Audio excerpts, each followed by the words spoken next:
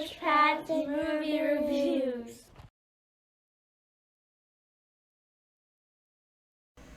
Hi everyone, Average Pat here to sit to chat today about the movie Black and Blue. Black and Blue is a modern twist of the typical police controversial good cop, bad cop story and addresses the issues of racial tension head on. However, instead of the generic black versus white, us versus them is now twisted into civilians versus blue, who would be anybody who's a police officer. The movie stars Naomie Harris, Frank Grillo, Mike Coulter, Reed Scott, Tyrese Gibson, Nafessa Williams, Bo Knapp, Kenneth Kent Bryan, and James Moses Black. It's a very interesting take on the typical type of story that you would expect. It's directed by Deon Taylor, and I'm not sure, let me look it up real quick, who the cinematographer was, but they did an excellent job. I can look that up in a little bit. The whole aspect of the movie starts out with Naomie Harris's character, Alicia. She is jogging. She's got AirPods in. She's got a hoodie up, headsets on, and is unable to hear anything around her, and immediately is pulled over by a police officer, a police car with two white male police officers. They start harassing her, saying, "Who the hell is she? Why is she there?" Basically start kind of giving her the rough treatment, which automatically ceases once one of them realizes that she's, quote, blue. She's one of them. She's back in the area where she grew up in New Orleans, down by the lower 9th Ward. I'm not positive exactly what ward they're in, but I know they show clips of the lower 9th quite frequently. While she was growing up there, she decided she needed to get the hell out. She needed to move out. She needed to get out to give herself a better chance.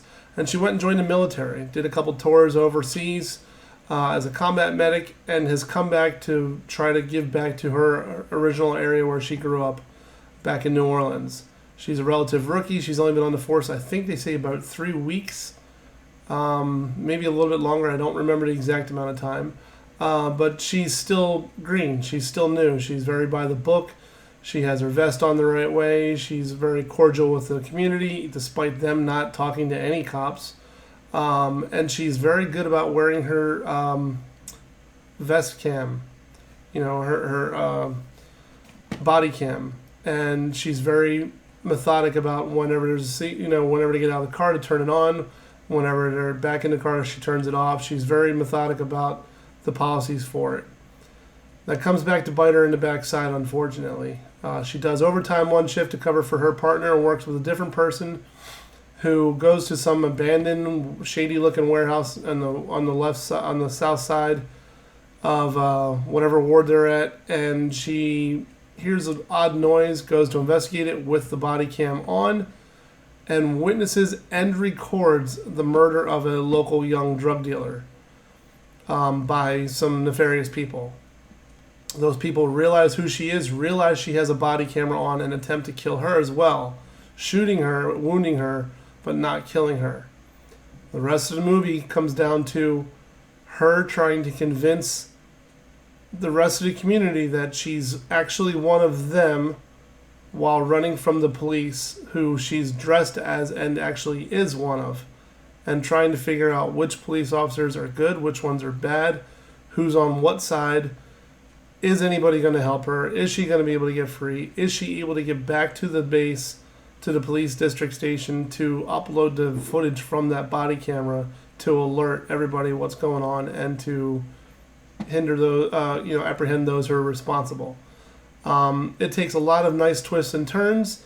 Tyrese Gibson is one of her longtime friends who remembers her from back in the day, and he owns a local supermarket, does the best he can, tries not to get involved, and unfortunately winds up getting dragged in the middle of it.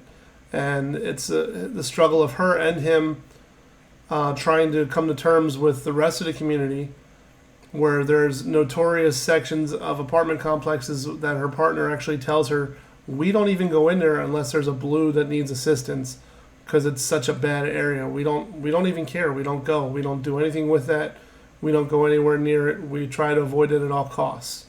And that just shows the overall attitude that the police have in that area and how they're willing to just blow it off. They don't care. She runs into that whole dilemma as, is she one of them? Is she one of the cops? Is she possibly both? Is it possible to be both? And as much as she does her best to try to show that she's a legit person and not somebody who's, trying to play one side against the other, she's literally trying to go and do her best. The difficulty that comes across with many other of the people that are involved, it's just hard to convey it properly.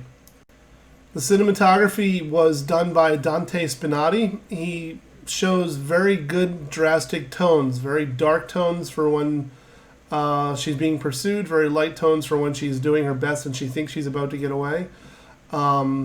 There's very good use of light inside abandoned buildings, inside the chase sequences that they're in. The angles and the directions that the camera took were quite well placed. It makes it a little bit more gritty. It's not quite a first person perspective, but it's a really close perspective, and you kind of hold your breath a couple times, like, oh my God, is she going to get found? Oh my God, are they going to find her? Is she going to get away? Is somebody else going to get shot? Who else is going to be involved? The one thing that I really was impressed with was two of my favorite Marvel characters. Well, not necessarily two of my favorite, but two major Marvel characters are in this movie as well. Frank Grillo and Mike Coulter. Mike Coulter is known for playing Luke Cage, and Frank Grillo is known for playing Crossbones in both Captain America, the Winter Soldier, and in Civil War. To see them outside of their element of Marvel and see them in a different role. Now, Grillo's done lots of different things, and he's a very varied actor. I'm not as familiar with Mike Coulter outside of Luke Cage, but his performance in this was quite impressive as well. They seem to dive into it as much as Naomie Harris did herself. She really embraced the role, and it's not something that Deon Taylor, the director, really shied away from the the police harassment and the culture of us versus them. He addresses it head on, and does a very good job of. Overall, I'd give this movie easily a 4.5. 4.5 out of 5. It's very well done, very well written. There's a lot of predictable areas, a lot of aspects where it's like, well, okay, that's a little cliche. They have to have cliche moments in them. But there are enough twists and turns where you're not quite sure how it's all going to turn out, despite everything looking like it's wrapped up with a bow. So overall, 4.5. It's a good movie. It's a great ride. If you really like a good whodunit, is this going to happen? Oh my gosh, edge of your seat. This is definitely the movie for you. If you appreciate this or any of my reviews, please make sure to like them on Facebook, subscribe to my YouTube page, and click the little subscription bell so that way you're notified whenever I post a new review. I appreciate everybody watching this. Please do me a favor, though, and try to spread the word. I'm trying to get more people aware of my reviews and would love any kind of word of mouth you could provide for me.